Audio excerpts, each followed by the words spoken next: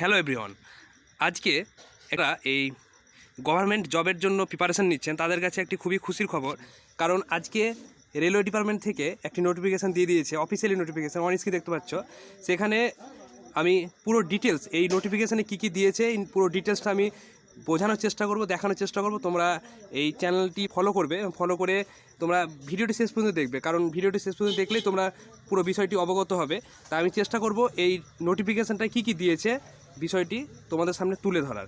কারণ তোমরা আমার চ্যানেলটি ফলো করো এবং প্রত্যেকটি বিষয় তোমরা অ্যাডভান্স জেনে যাও। তাই চেষ্টা করব আজকেও আরপিএফের এই বিষয়টি আমি পুরোটাই দেখানোর চেষ্টা করব যে আরপিএফ থেকে কী নোটিফিকেশান দিয়েছে।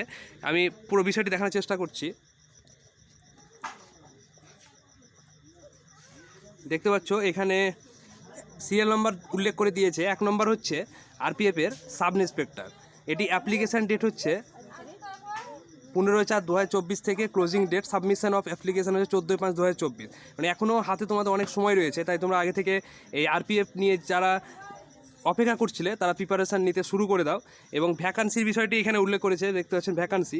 এখানে ভ্যাকান্সি সাব ইন্সপেক্টরে যে ভ্যাকান্সিটা দিয়েছে সেটা স্যালারি সহ এখানে উল্লেখ করে দিয়েছে, ভ্যাকান্সি, এজ এবং টোটাল ভ্যাকান্সি। তাই এখানে যে পেটা দিয়েছে তোমার স্যালারি 35,400 এবং এজ হচ্ছে 20 থেকে 28।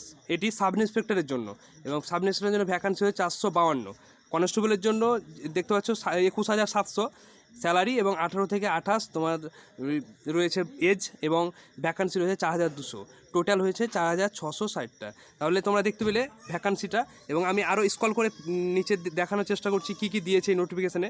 এই নোটিফিকেশানের ডিটেলস তুলে ধরেনি, কারণ জাস্ট তোমাদেরকে অবগত করেছে, এবং এরপরে যে নোটিফিকেশানগুলো দেবে সেখানে তোমরা পুরো ডিটেলস পেয়ে যাবে। তাই এখানে আমি পুরো বিষয়টি আমি দেখানোর চেষ্টা করছি। দেখতে পাচ্ছি এখানে আমাদের সামনে এই কিছুদিন করোনা আমাদের গেল, তার জন্য তোমাদের 3 বছরের ছাড়ের একটা কথা উল্লেখ করেছে। সেটা পরবর্তী নোটিফিকেশানে হয়তো ভালোভাবে দিয়ে দিবে, তোমরা পরবর্তী নোটিফিকেশানে আমার এই চ্যানেলের মাধ্যমে পেয়ে যাবে।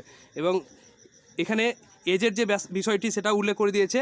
1/7/2024 থেকে তোমাদের এজের ব্যাপারটা আছে, সেই এজটা 1/7/2024 থেকে ধরবে, 18 থেকে 28 এবং 20 থেকে 28, যেটা সাব ইন্সপেক্টর এবং কনস্টেবলের জন্য উল্লেখ করা আছে। এবং তোমাদের রিক্রুটমেন্টটা কীভাবে হবে সেটাও এখানে উল্লেখ করে দিয়েছে। আমি পুরো স্ক্রল করে, এবং এখানে দেখতে পাচ্ছেন এখানে যে অ্যাপ্লিকেশানের সময় কত টাকা লাগবে এবং সেটাও পরবর্তীতে ফেরত দিয়ে দিবে। এটা রেলের প্রত্যেকটা এক্সামে হয়ে থাকে।